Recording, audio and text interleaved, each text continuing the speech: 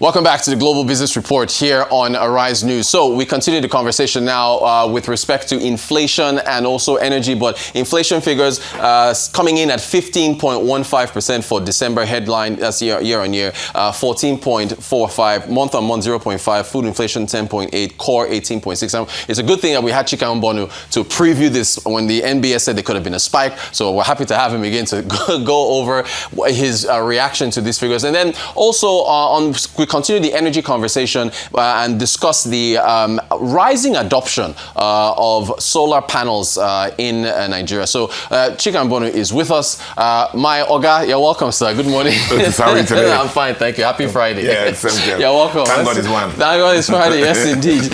So I guess I'm happy that we had the conversation with you about inflation before the figures came out. What is your reaction? 15.15% from 15.15% in December, from 14.45 in November. Otis, I mean, it's interesting that you remember when we talked about this initially? Yes. We said everything is mathematics. Right. That the MBS is battling with the mathematics, seemingly to make sure that the sentiment, yes, that inflation is coming down, continues. Now, for real, at least so that the figure will continue, because it's very, very important to a lot of people. Yes, it is. The political side is very important. To our investors, it's very important. And so on and so on. So the inflation figure is very important. And getting it right is very important. And so the first thing that we talk about is the irony in the calculations. Yes. Because you notice that one of the things we're going to talk about, and Nigerians talk about, is, okay, we're happy. People are celebrating this fantastic inflation figure results. Yes. That is coming down consistently. But we're not also celebrating, yet. Because it's not reflecting the streets the prices, Yeah. And for me, as an intro, I would just say that for MBS, we must consistently trust the figures they bring out. Yes. And we should never think that they're working to the answer under any pressure, under any condition. And because once we lose that trust in them, every other figure they bring out becomes fundamentally flawed and people don't believe in it. But I guess they got it right, because even people like IMF have endorsed the numbers. The numbers, and so I'm happy for them. We have to believe the figures. Yeah. And the political side also will continue to celebrate. But let me indicate our view, as I've always said, and talked about in the forum yesterday that I was in. I said, okay, the figures are coming down does not mean that inflation is annulled or it don't exist. Yeah. It says now that the rate of increase in prices is actually reduced. It's no longer like that, steep. That's now reduced, and that's that. So that's how you're going to look at figures when they are falling. Now, but why are food prices still hot despite all the talk? Yeah. Because as you talked about, the headline inflation in Nigeria is actually largely driven by food inflation. By food, correct. Yeah. And that's what I'm going to talk about a little. And one of the first things I thought about that day is the funny thing is that I did my WAEC West Ham School certificate several donkey years ago. And I did agriculture. That's one of the subjects there. Oh, yeah. I could see past the WAEC this today, because one of the questions always would be, what are the problems of agriculture in Nigeria? Right. And so, if you ask that question 30, 40 years, still the same thing. One of the major ones is that I talked about last time, is the post-harvest losses. Post-harvest losses, the logistics and post-harvest losses. That at the farm gates, the harvest can be plenty, but the foods have to move from the farm gates to the markets. You can grow yam, but if you cannot move the yam, Nigerians will not eat cheap yams. Right. You can grow tomatoes, but if you don't move to tomatoes, Nigeria cannot profit from that. Yeah. So the issue of post-harvest losses, depending on where you read, we are told that a lot of times it's up to something like 50%. Some people say 40% of what we harvest in the farm gates don't get to the markets because of those losses. And of course, if you have cold storage, if you have ordinary storage, these things will help. If you have good transportation, the other issue we have here is the energy and transportation costs. Remember, everybody using diesel, using generators to process things. Food travels long distances. And these long distances are by trucks. And these trucks use diesel. That's right. And these things cost money. And so by the time they land also, and then on bad roads also is a problem. Then the other issue, which is security issues. Farmers plant in fear. Yeah. We know that already. And some harvest early to avoid attacks. And because they harvest early, the yields are lower.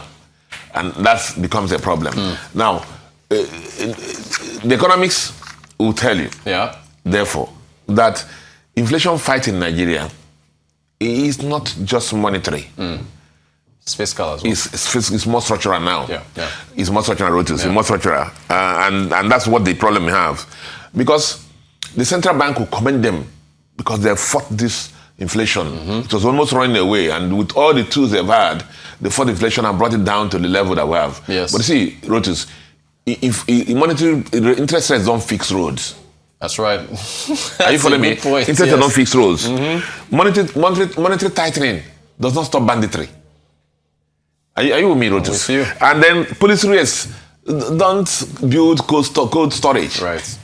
So there are things that the fiscal side, must do to support central bank in this sense, in that way, because you keep reducing interest rate, keep doing this, it will not change anything. Most of the problems we have now about the food inflation are actually structural. Right. And I thought I should put it out there, among other things that we have had. And that's why we celebrated the 1 year, the 2025 become the year that we didn't have the tomato scarcity. Right. Because of some initiatives that took place. And that helped to that. And I believe that Nigeria can do more of that, and that. So the food inflation can be that. So we said NBS, I mean, they were worried about the figures, but it didn't come as badly. We thought the thing would be in the maybe 50s or 60s, but they managed it down. But let it not be calculation. I keep saying that let the streets feel the impact of the figures coming down. And that's when we know that these things are really working, trickling down as we expect them to be. You touched on energy a moment ago. What do you make of the solar panel adoption in Nigeria? See, what's your thoughts? Nigeria, I mean, you can't contest this. Nigeria is in Africa, who are the poorest nation in energy. The energy poorest nation in Africa, for example. Depending on what again you statistics you look at, we'll do about maybe 40% or 50% of people don't have reliable power. So you need to have go to some of these villages like this during this Christmas period. You will find literally in some villages by 6 p.m. everybody's indoors. That's no light. It's dark. They're even in dark. So the coming on stream of this solar initiatives is very commendable. So you have farmers now who farm during the day and can do businesses in night. Shops can open more, restaurants can open more, and businesses can grow more. Unlike before, when by 6 p.m., and even issue of security. That's right. Issue of health also, and when people wrote this is funny. When people don't have anything to do by 6 p.m., we talk about Nigerian population increasing every day. The only thing they can do is just go and continue to breed children. And you'll be surprised if you're worrying about why population is increasing every day. I have a feeling that it has more power.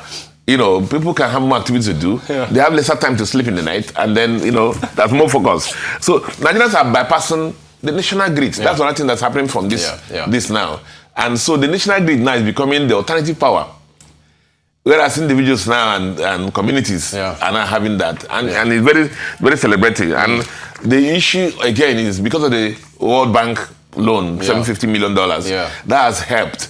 And with the initiative of lighting up, I think, 300 cities in Africa, that has also helped and pushing things. So off-grid solar companies, solar reduces fuel and pollution. Right. You know what will happen if the solar will work. So power is light. And the solar alternative is happening. Of course, there are some issues. Inception costs can be high. I guess that's why the World Bank is coming in to support. Significant costs can be high, deployment costs can be high, but maintenance is easy and cheaper. Yeah. You know, but on average, it's all positive and positive and positive because power is power. It's everything. Light is everything. Arise business analyst Chika Mbonu, thank you for taking us through the inflation figures and discussing solar energy adoption in Nigeria. Appreciate it and wish you a happy weekend. Thank you, you too.